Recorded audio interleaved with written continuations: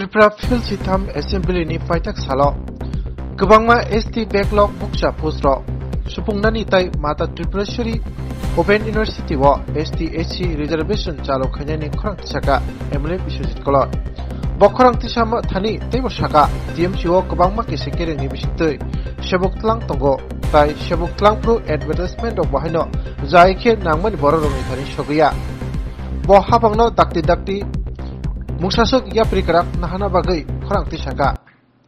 Deputy Speaker,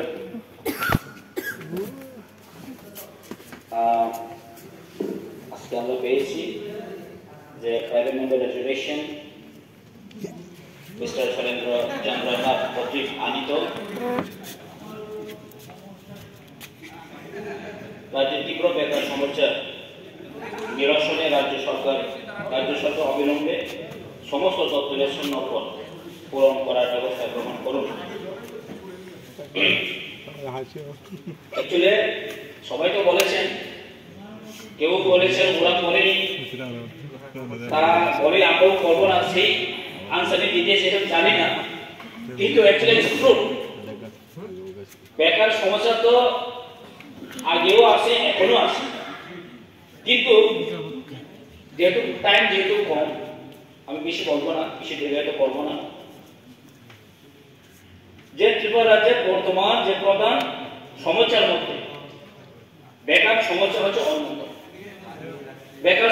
অন্যতম, এবং শূন্য পদ বা যে কর্মচারী স্বল্পতার কারণে শুধু বেকারের সমস্যা নয়, যারা নাগরিক তারাও কিন্তু সমস্যা হয়।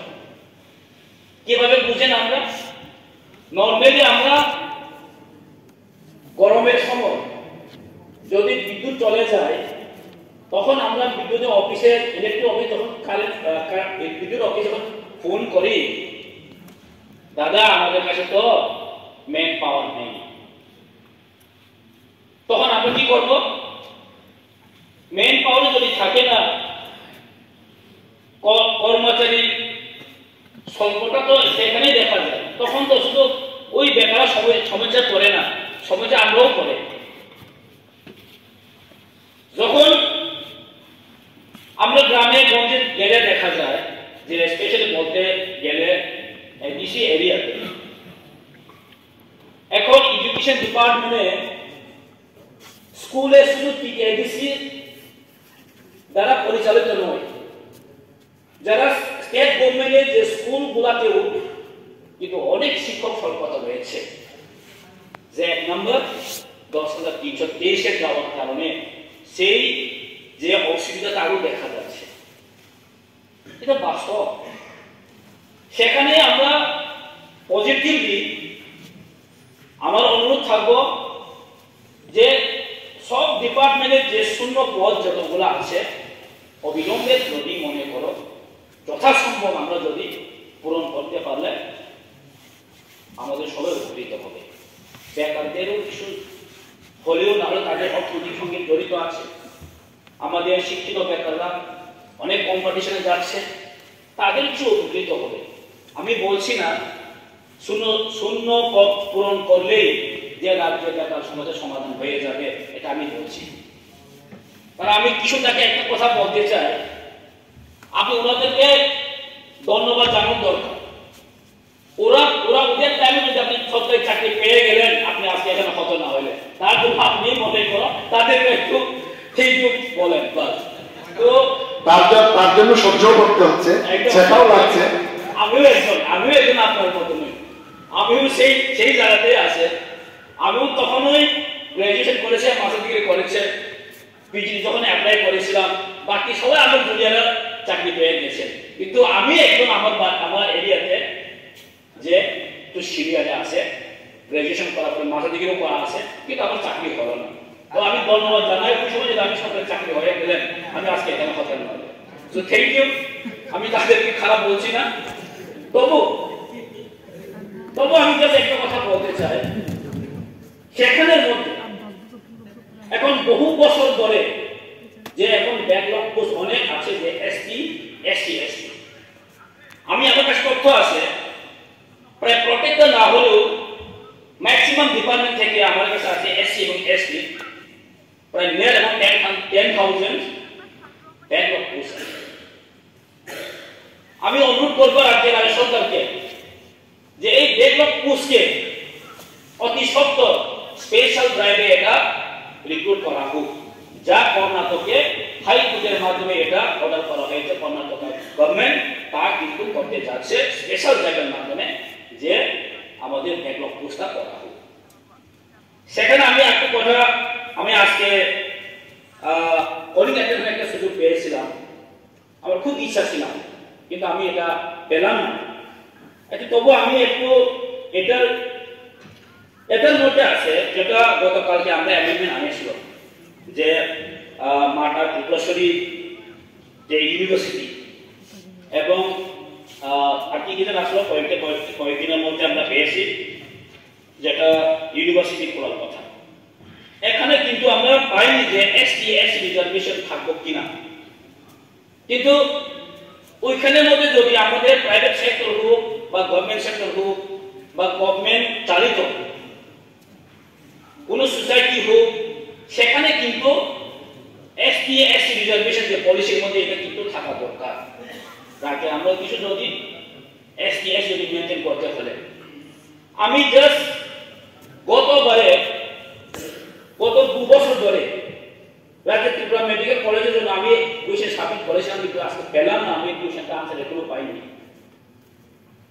গত 2 বছর ধরে রাজ্যের ত্রিপুরা যে 2টা মেডিকেল কলেজ আছে, এই 2টা মেডিকেল কলেজের মধ্যে কিন্তু আগে রিজার্ভেশন পলিসিটা থাকতো, কিন্তু লাস্ট 2 ইয়ার্স কিন্তু রিজার্ভেশন পলিসিটা কিন্তু ওইখানে কিন্তু এখন নেই। আমি জানি না সরকারের কি আনসার এসেছে, আমি জানি সরকার এটাই বলবো যে এটা তো সম্পূর্ণ প্রাইভেট সোসাইটি।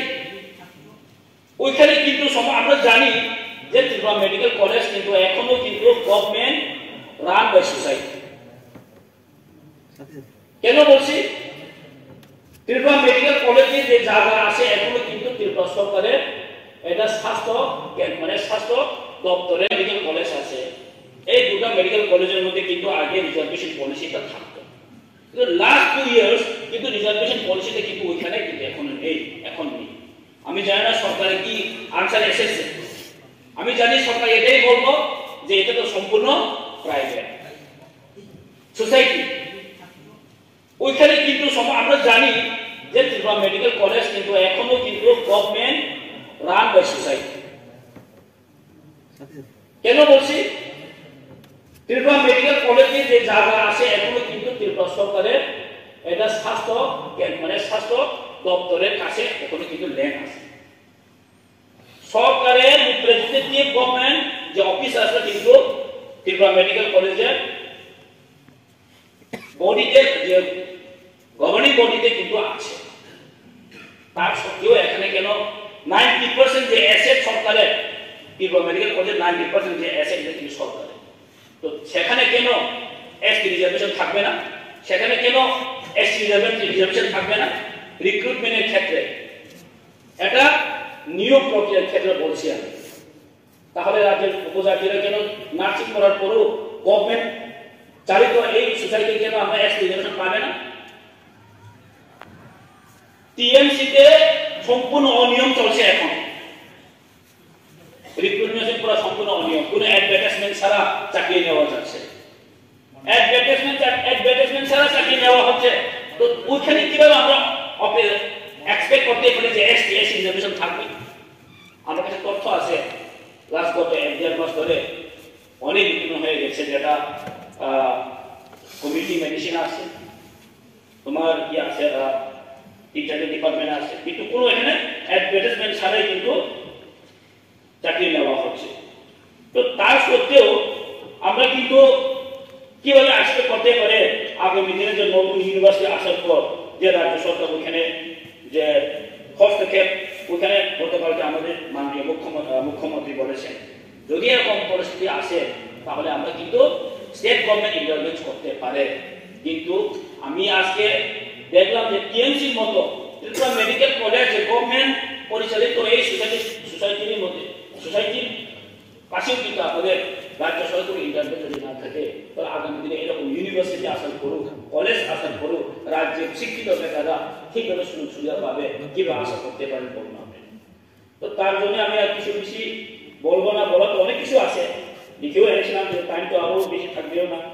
পেয়েছিলাম যে আর্যভট্ট ইন্দো টেকনিক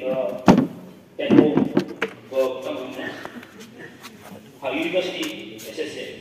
তো তারপরেও কিন্তু আমি আমার অনুরোধ থাকবো রাজ্য সরকারের কাছে, এটা ব্যাকলগ পোস্টটা অবিলম্বে যে স্পেশাল ড্রাইভে এটা রিক্রুটমেন্ট করা হোক, আর শূন্য পদগুলোও অতি সত্তর যদি হয় সম্ভব হয় তাহলে রিক্রুট করলে আমাদের সবার জন্য ভালো হবে, এই রাজ্যের বেকারের জন্য মঙ্গল হবে। এই ইন দ্য মিনস এটা না যে রাজ্যের সব বেকারের সমস্যার সমাধান হয়ে যাবে। So thank you.